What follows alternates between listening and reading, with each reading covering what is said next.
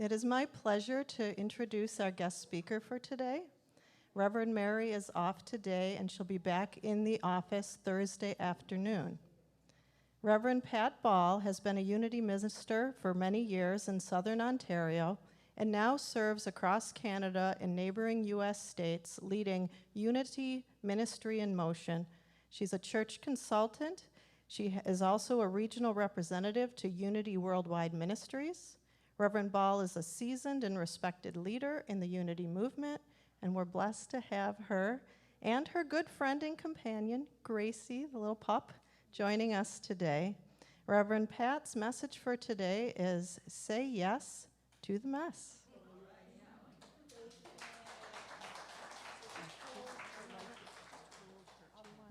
Yeah, Gracie, you stay. Gracie, stay. Whoops. Yeah, just hold on to her leash. Although she can wander around and you can pick her up. Well, let me tell you, I have been enjoying a mess. Just this morning, you know, this is what happens when you say, okay, my topic's going to be say yes to the mess. The universe says, oh, okay. Let's create some messes you can say yes to. Well, guess what? I got stopped at the border because I had not reactivated my Nexus card, and I did not realize I had to do that. Oh my goodness. It's kind of like getting a new credit card. You have to activate it. Well, you have to do that for Nexus too. Anyway, I was stopped there, and I was already, but it was so wonderful. I just sat there and I said, well, God, thank you so much for these wonderful blessings. Yes. And the interesting thing was I got taken very, very quickly down to a special section through the glass doors at the end of the building. I'm thinking, oh my gosh, where am I going?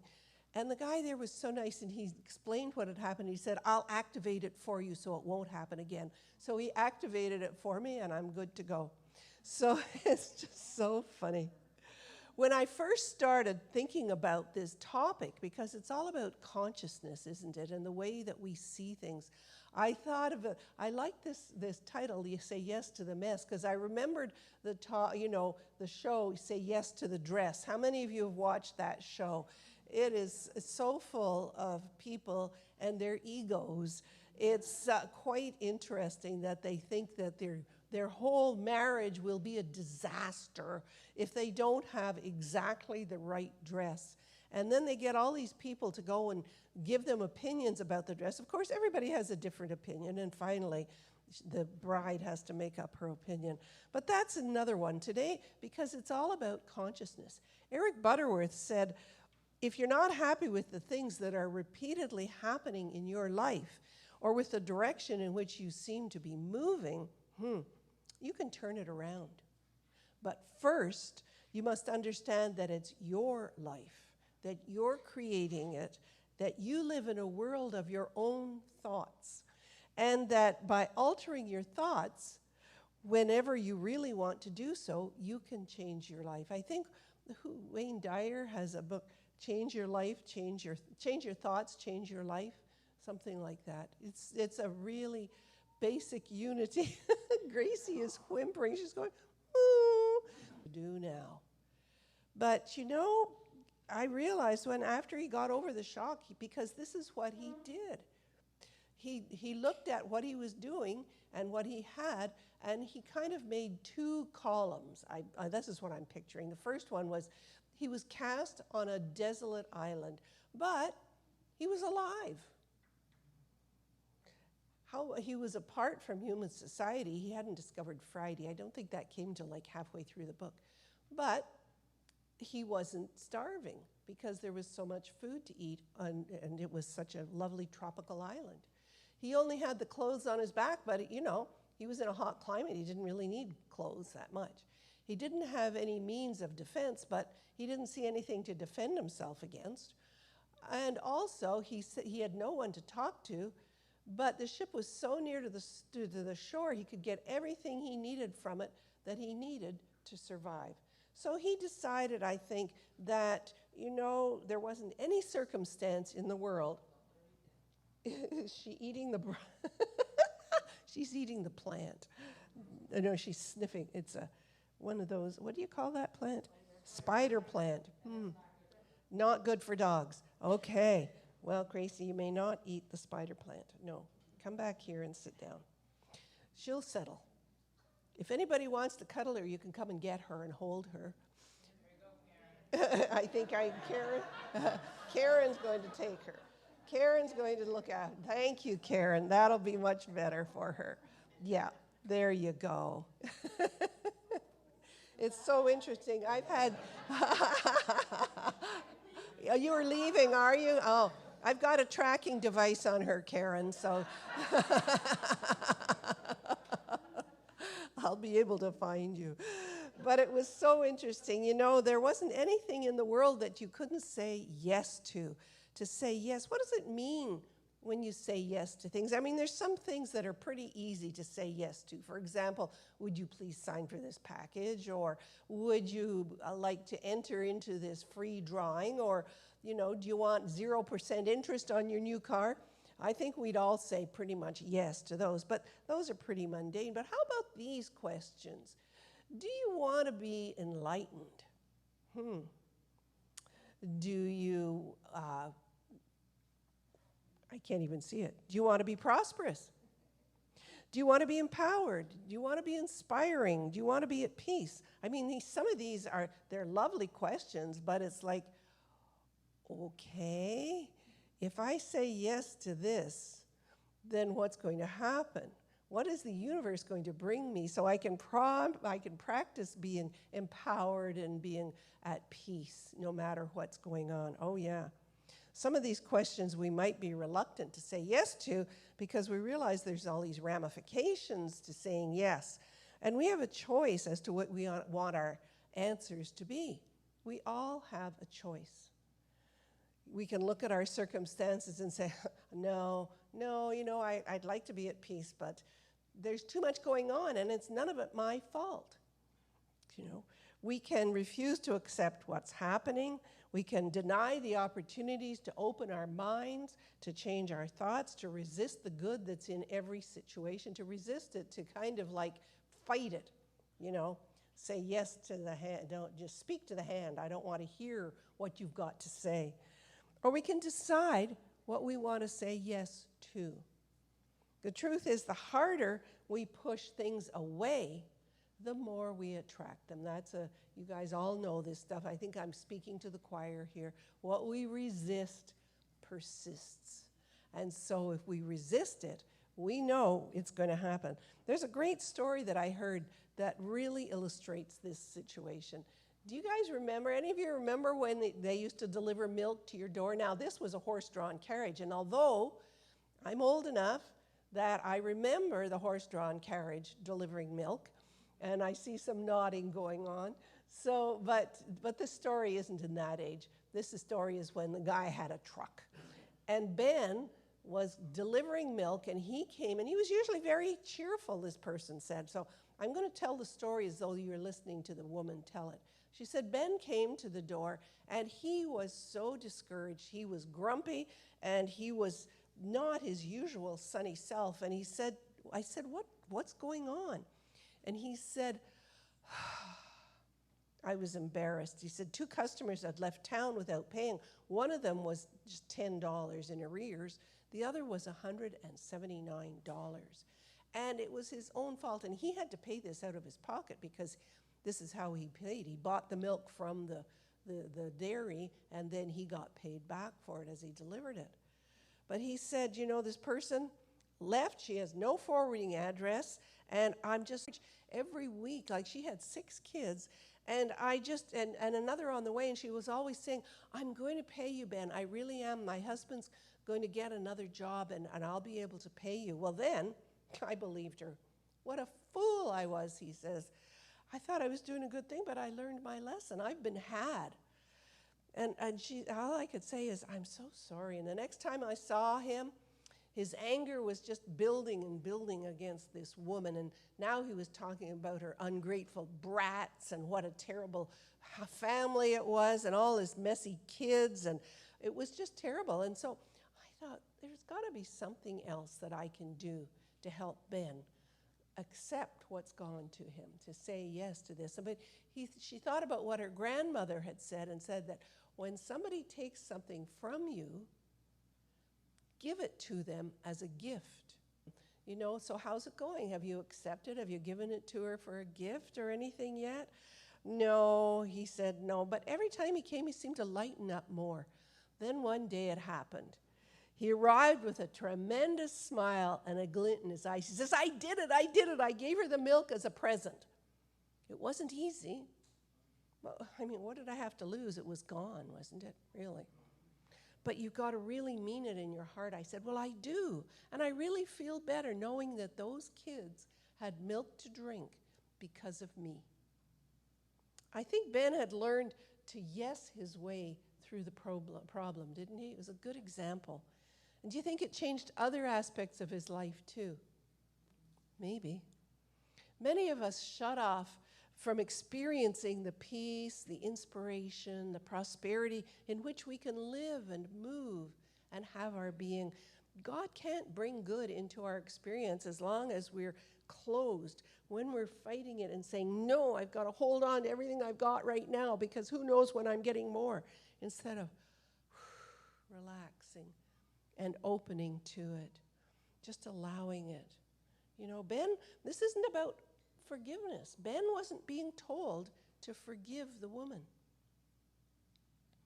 but to do a loving act to her in his mind. She didn't know a thing about it, of course. In fact, to be grateful to her for an opportunity to say yes, to see what else would happen in his life when he said yes. You know, when we express love and gratitude, it generates the energy that enables us to appreciate how good life really is. Not only that, it awakens us to a greater awareness of the good. You know what you just sang, my job is to be conscious, to wake up to what is actually going on. Do you remember the story in the Gospel of John about Jesus feeding the 5,000? Do you know it's the only story that is told in all the 4 Gospels? I just want to refresh your memory. So Jesus had been preaching, a large crowd was following him, and Jesus said to Philip, well, all these people are here. What are we going to feed them? And he said this to test Philip, it says in the book of John, because he knew exactly what he was going to do. But Philip answered, well, 6 months' wages wouldn't cover the amount of money needed to buy food for these people. They were still fishermen, weren't they? One of his disciples, Andrew, Simon Peter's brother, said to him, there's a boy here who has 5 barley loaves and 2 fish. And Jesus said, okay, get everybody to sit down. You see, they were all standing and talking and everybody sit down. So you just sit down, just relax. So they all sat down. It says about 5,000 in all. I love the Bible. You know, there was nobody around to prove, to fact check any of these things. There could have been maybe 50 people. Who knows how many there were. They always like to really embellish the stories in the Bible. So they all sat down. Oh, because of course they were only counting the men, okay, because women and children didn't count. So yeah, anyway, we won't go there. Another story. So Jesus took the loaves, and when he had given thanks, he said, thank you, God. He broke them, and he got them, and he did this with the fish too, and he told the disciples to distribute them in 12, and when they were done, they gathered up all the leftovers, and there were 12 baskets left. Very, very metaphysically numerical, you know. So it was, I just love that story because it's just, you know, it's so interesting. Oh my goodness, I know why, because there's this rubber thing under here. Just a minute, people online, I don't want to fall. Okay, thanks so much. Oh my goodness, say yes to the carpet. But he said it, you know, he didn't really have to say yes, to say thank you. God, he knew there was going to be plenty. Oh. he just said it to be of a role model to everybody else that was there, to show them how to be prosperous, how to accept what you've got. And so the more we say yes, the more unshakable our, oh, I forgot to change the slide to the picture of John. And then, so how can we actually say yes to the mess? And one of the first ways is to give thanks. I don't know if you can read this. It doesn't look like the people there were all appreciative. It says, you know, is it gender neutral? Mm-hmm. Is it vegetarian? You know, I'm lactose intolerant. Is there a vegan option? Is it gluten-free? You know, like, I don't think they're saying yes to it. But it's so interesting. We can give thanks in difficult situations. And don't be afraid to go off the deep end, to really, because Jesus went off the deep end with having to feed these people with just 5 loaves of bread.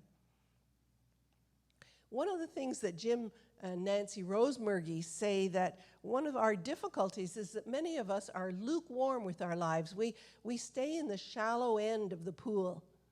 The shallow end is okay for splashing around, but it's not for the serious swimmer. You're not going to get anywhere. One of the things that Gracie we've just done lately is when it was so hot, we were going up to a friend's house to be in their pool. Well, they've got a 5-foot high. It's about this high because I'm 5'5". So it was a 5-foot high above ground pool, but it was only 12 feet in diameter. So it was like a big kiddie pool, basically. But so I'd go up the stairs outside, and put Gracie on the landing and then get down into the pool. Well, she discovered she could step down into the first step and lie down on the first step. Can you believe it? She just curled up there, and there was about an inch of water covering that first step, so she got nice and cool. Well, I have to do something more about this. She's not going to be staying in the shallow end of the pool. So I got a ball, and she loves to play fetch. So I threw the ball out, and she's there like, oh, I really want to go get the ball. So I just went, boop, and then she swam, got the ball, brought it back. She got back up on the stair, and I did it again, and she did it like 5 times. She's great. The other thing that she does is if I hold her paws, just her front paws, she floats. Her whole body comes up, and she just floats, and she's just lying there. You know, most dogs, I think, would be paddling, but she's so light, and it's so interesting. She's just, she brings a lot of joy to my life, as you can tell. But the whole thing about the bee staying in the shallow end, she couldn't have got to get her ball if she hadn't jumped off and gotten her ball. It's kind of like ocean liners, you know, they're no good in the shallow end. They have to be out in the high seas to actually get the enjoyment out of them. And this is saying that we're meant for the high seas. If we're going to dive, we got to dive in and do a swan dive and just do it, go for it. Another way that we can say yes is to keep a gratitude journal. Taking time at the end of the day to write down your 5 things that happened that we're grateful for, especially things that we're not too happy about. There's about, we can be going through stuff and it's just so miserable. We don't know what's happening. But that's the best part, is to find 5 of the awful things that happened and find the yes in them. We can use the rocking chair test. That's when we're when we get old. We're never going to get old. I'm youthening now, by the way. Nearing the end of our life, and you sit and rock, and you think about an area of your life and an attitude you had towards whatever's bugging you right now. Think about it. Ask yourself, if you had decided to say yes to it, how would this decision have affected the course of your life? We can say the words out loud. Yes, God. Yes. Thank you, God. Let's just say it. Yes, God. Thank you, God. By the way, there's more to Ben's story. 2 weeks later, Ben almost ran up the walk. He said, wait till you hear this. He explained he'd been on a different route, covering for another milkman, and he heard his name called, and this woman was running down the street holding a baby, waving $20 bill in her hand. And she said, Ben, wait, I've got money for you. And it was the woman that owed him the money. She said, I'm so sorry, I've been meaning to pay you. My husband came home one night and he had a different job and he'd found a cheaper apartment and we just moved and I totally forgot about it and I've been saving up to pay you. And so here it is, here's $20 towards the bill. And I said to the woman, and he said to the woman, what? It's been paid. It's been paid. And she said, paid? What do you mean? I don't get it.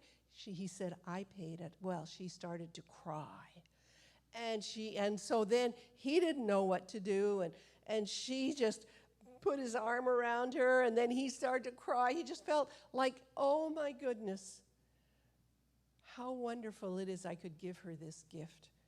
And I said to the woman, so I said to Ben, did you take her $20? And he said, well, no, of course not. No, I couldn't. I gave her the milk as a present, didn't I? Isn't that wonderful? What a wonderful opportunity to accept practicing what is and changing our consciousness. Let's prepare for meditation right now as we listen to Melissa Philippe sing A Tender Yes.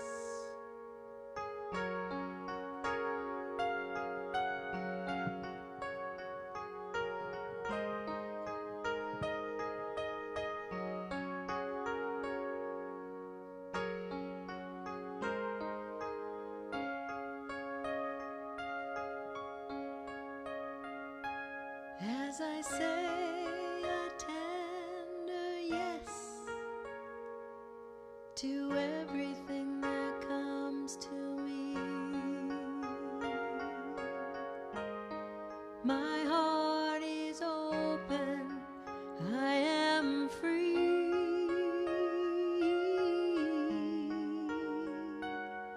I open to all that is. It brings me to my knees. I surrender. I am peace. As I say a tender yes to everything that comes to me. My heart is open, I am free.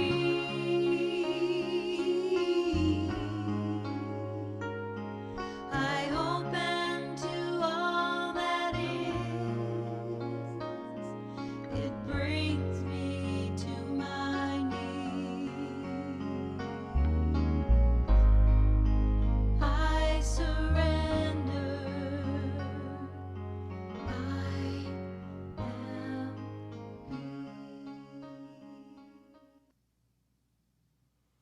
So I invite you to close your eyes if you haven't already.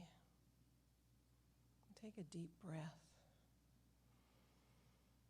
And allow yourself to release any thoughts or feelings about what's gone on so far today, yesterday, last week. Just release them. The past is past.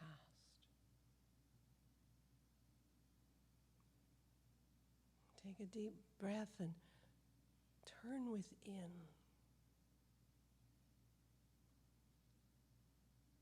Expand that breath into the universe.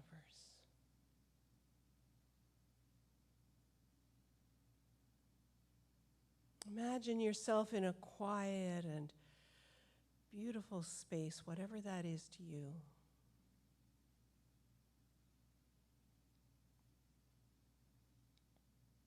Ask Spirit to allow you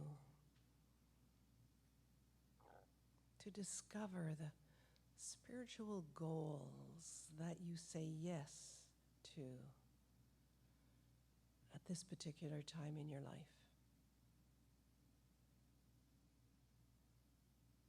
Maybe to peace, to being empowered, to being enlightened, to being inspired, to prosperity, to health.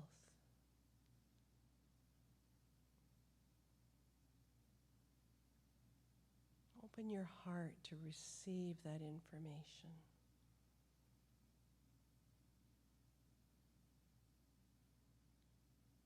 What can you say yes to?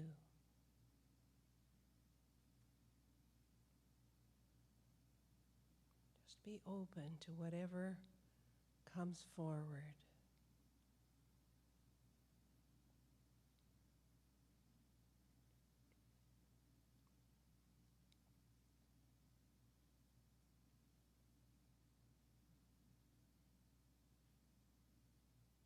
You can do it. You can say yes to God. God is there with you as you're going through whatever it is. God is always with you. God is always as you, because God is all in all. We can say yes to God, and our life is our message. And our message is yes.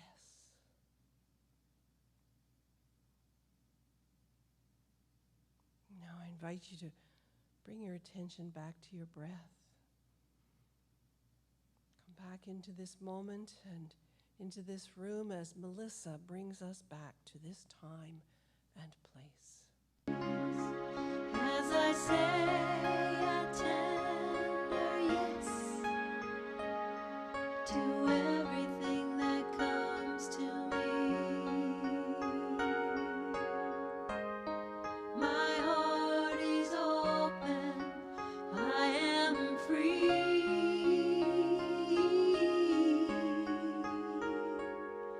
I open to all that is. It brings me to my knees. I surrender. I am peace.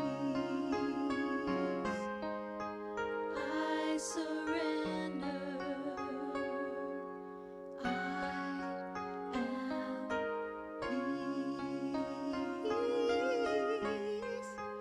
I surrender. I